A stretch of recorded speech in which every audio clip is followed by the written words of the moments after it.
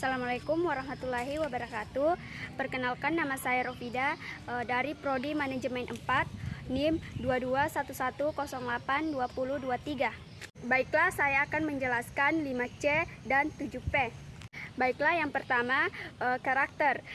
Kriteria yang pertama adalah karakter, yaitu melihat bagaimana karakter dan latar belakang calon peminjam atau nasabah yang mengajukan kredit. Kriteria karakter ini akan dilihat dari wawancara yang dilakukan oleh pihak bank, biasanya bagian customer service.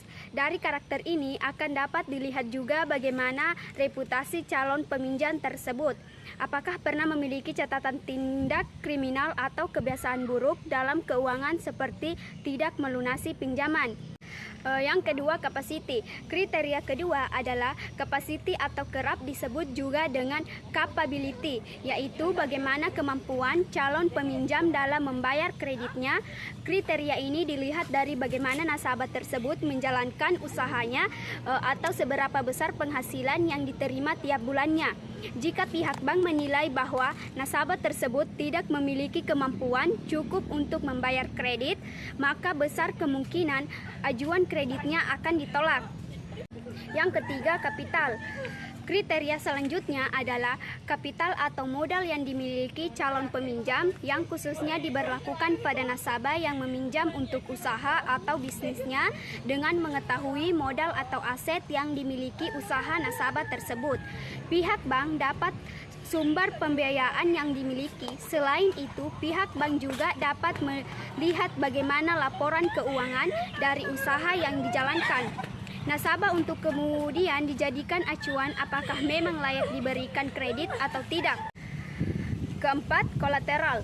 Kriteria keempat adalah kolateral atau jaminan yang diberikan pada calon peminjam saat mengajukan kredit kepada bank. Sesuai dengan namanya, jaminan ini akan menjadi penjamin atau pelindung bagi pihak bank jika nantinya nasabah tidak dapat membayar pinjaman yang diambil. Oleh karena itu, idealnya besaran jaminan yang bersifat fisik ataupun non-fisik lebih besar jumlahnya lebih besar dari kredit yang diberikan. Yang kelima, condition. Kriteria dari prinsip 5C yang terakhir adalah on condition, yaitu kondisi perekonomian baik yang bersifat general atau khusus pada bidang usaha yang dijalankan nasabah.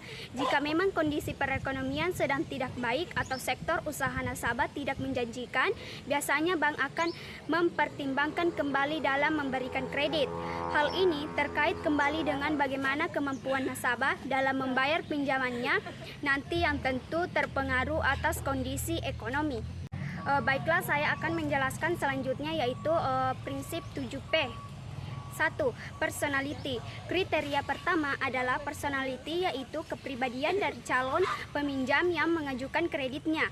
Kriteria ini hampir sama dengan kriteria karakter dari prinsip 5C yang telah dijelaskan di atas, di mana melihat bagaimana keseluruhan pribadi nasabah mencakup sikap dan perilakunya sehari-hari.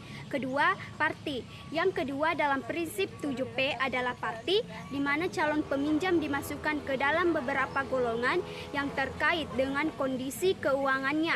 Biasanya, pihak bank mengklasifikasi sikap nasabah berdasarkan modal yang dimiliki, kepribadian, loyalitas, dan lain sebagainya. Dengan adanya perbedaan klasifikasi dan golongan ini, akan ada perbedaan pula dalam pemberian fasilitas kredit nanti. Yang ketiga yaitu purpose. Kriteria yang ketiga adalah purpose, yaitu apa tujuan dari calon peminjam dalam mengajukan kreditnya pada lembaga keuangan.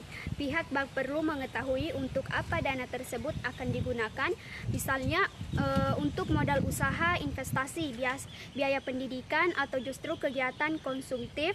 Hal ini juga akan menyesuaikan dengan fokus dari bank atau lembaga keuangan tersebut. Misalnya, jika bank tersebut berfokus pada pengelolaan modal, maka akan tetap bagi nasabah yang mengajukan kredit untuk usaha. Yang keempat yaitu prospek. Kriteria keempat dari Prinsip 7P adalah prospek, yaitu bagaimana prospek dari usaha yang dijalankan oleh calon peminjam. Tentu saja prinsip ini berlaku khusus bagi nasabah yang mengajukan pinjaman untuk modal usaha atau bisnis yang dikelolanya. Dengan mengetahui apakah usaha dan bisnis tersebut memiliki prospek ke depan yang bagus atau tidak, maka bank pun dapat memprediksi bagaimana perkiraan kemampuan bayar dari nasabah. Yang kelima yaitu payment. Masih berkaitan dengan kriteria sebelumnya, kriteria yang kelima ini juga bertujuan mengukur bagaimana kemampuan bayar dari calon peminjam. Prinsip payment dilihat dari sumber pendapatan nasabah, kelancaran usaha yang dijalankan, hingga prospek dari usaha tersebut. Dengan begitu, pihak bank atau lembaga keuangan dapat menilai apakah nasabah tersebut memang dapat membayar kreditnya atau tidak. Yang keenam yaitu profitability. Kriteria keenam adalah profitability, di mana pihak bank melihat bagaimana kemampuan calon peminjam dalam menghasilkan keuntungan atau laba, sama seperti beberapa kriteria sebelumnya. Kriteria ini lebih dikhususkan pada nasabah yang meminjam untuk keperluan usahanya. Semakin tinggi tingkat profitability dari calon peminjam, maka akan semakin tinggi pula kemungkinan kredit yang diajukan dapat disetujui bank.